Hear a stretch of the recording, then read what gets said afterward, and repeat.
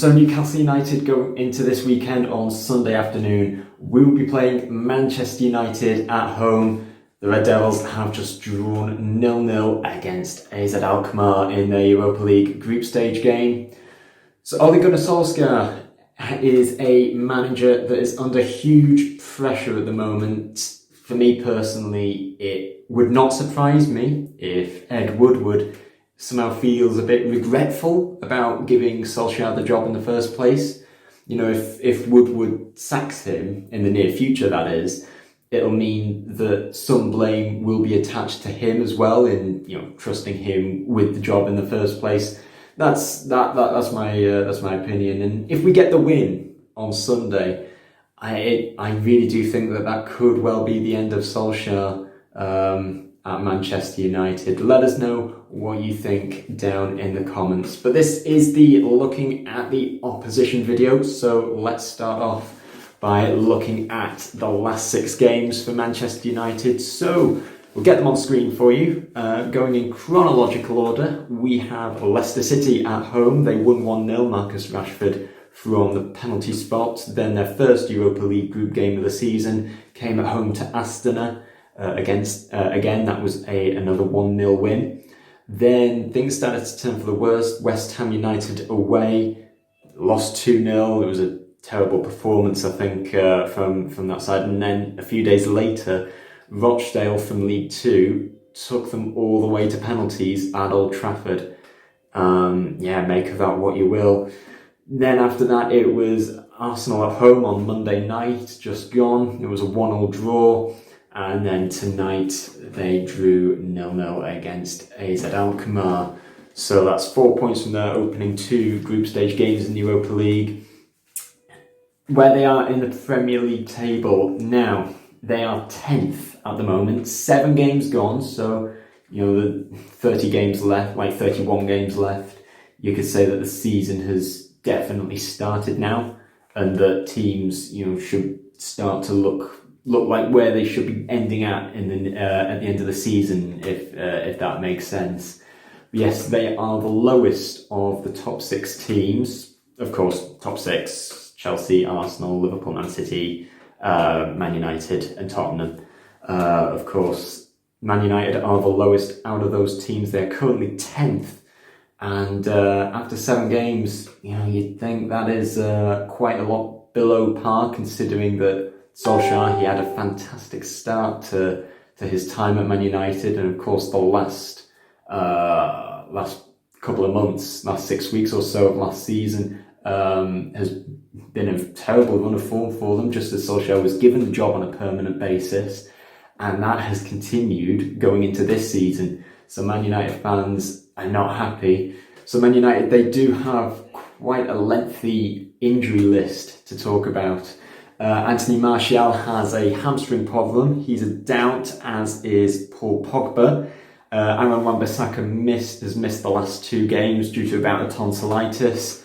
Luke Shaw is just recently come back into training. That remains to be seen whether he'll be entrusted with a place in the first team. Definitely out, however, are Phil Jones and Eric Bailly. They are more long-term injuries compared to the ones listed before. And tonight, Jesse Lingard came off in the last minutes of added time, what looked like a muscular problem. So again, that is quite a lengthy injury list for Man United, and who knows, we could capitalise. They've had 2 games in between since our last game. I know it was a disastrous performance against Leicester. And so moving on to key players for Manchester United, I picked 2, maybe 3 out, but definitely one for me.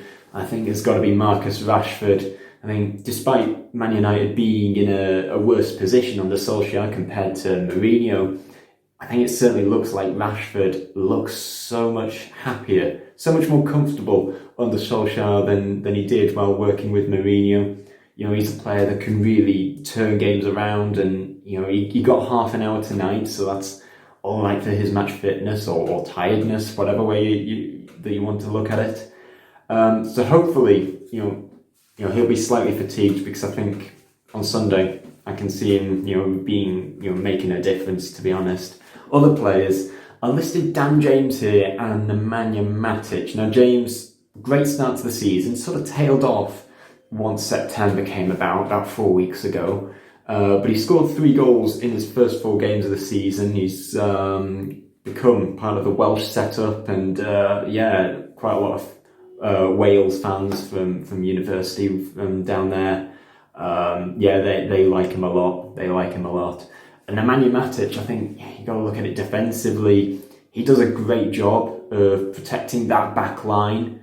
He did it so often at Chelsea, and quite often you have to get past Matic, which is a difficult job, before you can trouble the back 4 if you're playing through the centre. So if you're trying to give Joelinton any service, Nemanja Matic is definitely one that I would look out for. And finally, I'm just going to give you a bit of a stat here. Solskjaer, in his first 20 games, he won 15, drew 2, lost 3, a goal difference of plus 24. And in points terms, that is 47 points. That's 78%, 47% from a possible 60.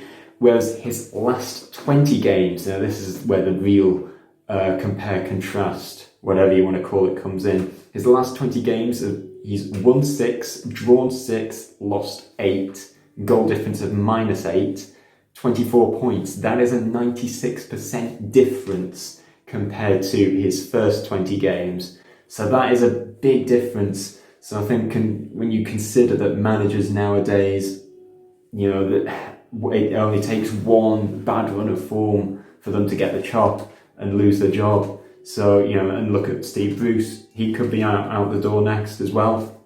So yeah, 2 managers under a lot of pressure going into this weekend's game. Wonder who will be the first to crack. I'm feeling optimistic for me. At the moment, if you offer me a draw, I wouldn't take it just yet. But let us know what you think down in the comments. And finally, I have an announcement to make for me personally. I found out today that I have passed my Masters in Sports Journalism. I'm sexy and I know it. So, and it's, thank you to you guys, I absolutely love doing this. I love being part of the Newcastle Fans TV team, writing articles, being on camera like this, and I love doing it for you guys. And when you watch stuff, when you like stuff, when you comment on stuff, when you're engaging with it, I absolutely love it, and I love sort of engaging back in the comments, which I have done quite a bit recently. So and thank you to you guys, because it's partly you guys and the rest of the guys. It's you guys that that make me love what I do here, and long may it continue. So thank you guys. That is it for looking at the opposition. Thanks for watching Newcastle Fans TV, and I shall see you later. Bye for now. And if you like our videos on YouTube, we have more exclusive videos over on our fan subscription group. It's £3.49 per month. You can cancel anytime. And what do you get for that money? Well, you get a supporter badge displaying that you're supporting our brand. You get exclusive content, so that can be videos. It can also be what we're up to during the week. Things coming up in the radio show, questions that you can ask us before anybody else. It gives everybody a heads up. Discounts are also there. You get discount on our NFTV shirt, as well as 3 retro match tickets as well. And on top of that, watch out for our live videos. They're only available for our fan groups.